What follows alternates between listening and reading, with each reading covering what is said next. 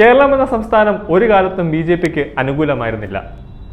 എന്നാൽ പ്രധാനമന്ത്രി നരേന്ദ്രമോദി അധികാരത്തിൽ എത്തിയതിനു ശേഷമാണ് കേരളത്തിൽ ബി.ജെ.പിക്ക് ഒരു ശക്തമായ കാഴ്ച തന്നെ നടത്താൻ സാധിച്ചത് എന്നതിൽ യാതൊരു സംശയവുമില്ല. കേരളത്തിലെ തെരഞ്ഞെടുപ്പുകളിൽ ജയിക്കാൻ ആയെങ്കിലും അവർക്ക് ഒരു ശക്തമായ ഒരു മുന്നേറ്റം നടത്താൻ കഴിഞ്ഞു എന്നത് എടുത്തു പറയണം. അതായത് കേരളത്തിൽ ഒരു സീറ്റ് ബി.ജെ.പി വിജയിച്ചു, ബാക്കി എല്ലാ മണ്ഡലങ്ങളിലും ശക്തമായ മുന്നേറ്റം അവർ നടത്തി.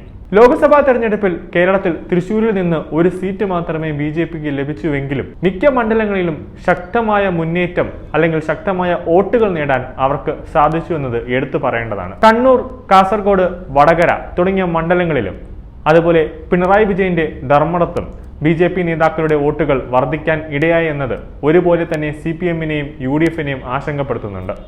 ഒരർത്ഥത്തിൽ പറഞ്ഞാൽ തൃശ്ശൂരിലേക്ക് വരുമ്പോൾ അവിടെ ബി.ജെ.പിയുടെയും മോദിയുടെയും ഞെട്ടിക്കുന്ന തന്ത്രങ്ങളായിരുന്നു നമുക്ക് കാണാൻ കഴിഞ്ഞത്. ഇടത് വലത് മുന്നണികൾക്ക് കടുത്ത വെല്ലുവിളിയായി അദ്ദേഹം മണ്ഡലത്തിൽ തന്നെ നിറഞ്ഞു നിന്നു. ജനങ്ങൾക്കൊപ്പം അവരുടെ പ്രശ്നങ്ങൾക്ക് പരിഹാരം കണ്ടു. 2019 തോൽവിക്ക് ശേഷം മണ്ഡലത്തിൽ നിന്നുകൊണ്ട് തന്നെ ജനങ്ങൾക്ക് വേണ്ടി പ്രവർത്തിച്ചു സുരേഷ് ഗോപി. ജനകീയമായ പല പ്രശ്നങ്ങളും സുരേഷ് ഗോപി തൃശ്ശൂരിന്റെ ഒരു മുഖമായി തന്നെ മാറി. ജയിച്ചു പോയവർ മണ്ഡലത്തിൽ തിരിഞ്ഞു നോക്കില്ലെന്ന് പറയുന്നിടത്തും അദ്ദേഹം ജനഹൃദയങ്ങളുടെ മനസ്സ് കീഴടക്കി. മണ്ഡലങ്ങളിലെ സാമൂഹിക പ്രശ്നങ്ങളിൽ കൃത്യമായ പരിഹാരം കാണാൻ സുരേഷ് ഗോപിക്ക് കഴിഞ്ഞു. MP ആയിരുന്നപ്പോൾ ആവണിശ്ശേരി ഗ്രാമപഞ്ചായത്തിനെ ദത്തെടുത്തതും ഹൈമാസ്റ്റ് ലൈറ്റുകൾ സ്ഥാപിച്ചതും ശക്തൻ മാർക്കറ്റിന്റെ നവീകരണത്തിനും സ്വരാജ് റൗണ്ടിലെ ആകാശപാതയ്ക്ക് പണം നൽകി ചികിത്സാ സഹായം നൽകിയതുൾപ്പെടെയുള്ള പല പുണ്യപ്രവൃത്തികളും ജനങ്ങളുടെ ഓർമ്മയിലുണ്ട്.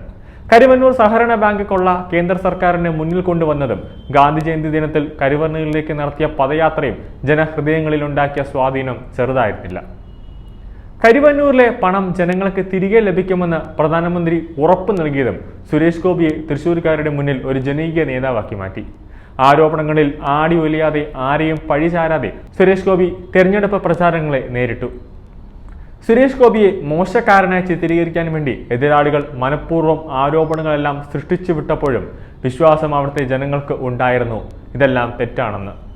വോട്ടെടുപ്പിൽ കണ്ടത് കൃത്യമായ സംഘടനാ സംവിധാനങ്ങളിലൂടെ വർഷങ്ങൾക്ക് മുമ്പേ സുരേഷ് ഗോപിയെ മണ്ഡലത്തിൽ അവതരിപ്പിച്ച് ജനങ്ങൾക്ക് സുപരിചിതനാക്കിയതും നിർണായക ഘടകമായി മാറി.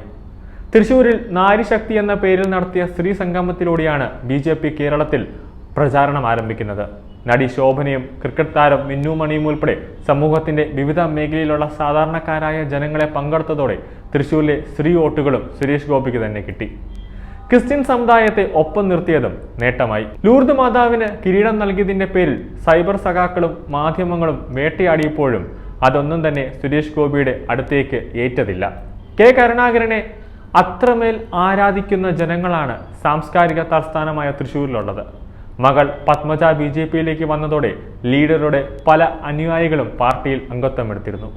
തിരഞ്ഞെടുപ്പ് പ്രചാരണ വേളയിൽ ബി.ജെ.പിയിലേക്ക് എത്തിയവരെ സ്വീകരിച്ചതും പത്മജയായിരുന്നു. കോൺഗ്രസ് പ്രവർത്തകരിൽ നിന്നുള്ള സൈബർ ആക്രമണത്തിനും പത്മജ ഇരയായി. ഇതോടെ ലീഡറെയും മകളെയും ഇഷ്ടപ്പെടുന്നവർ സുരേഷ് ഗോപിക്ക് അനുകൂലമായി തന്നെ ചിന്തിച്ചു. തൃശ്ശൂരിനൊപ്പം ഉണ്ടാകുമെന്ന സുരേഷ് ഗോപിയുടെ വാക്കാണ് അക്ഷരാർത്ഥത്തിൽ സുരേഷ് ഗോപിയെ വിജയിപ്പിക്കാൻ കാരണമായത്. കൂടാതെ വലിയ തോതിൽ ഇടതുപക്ഷ വോട്ടുകൾ സുരേഷ് ഗോപിക്കും ബി.ജെ.പിക്കും പോയി എന്നതിൽ യാതൊരു സംശയവുമില്ല.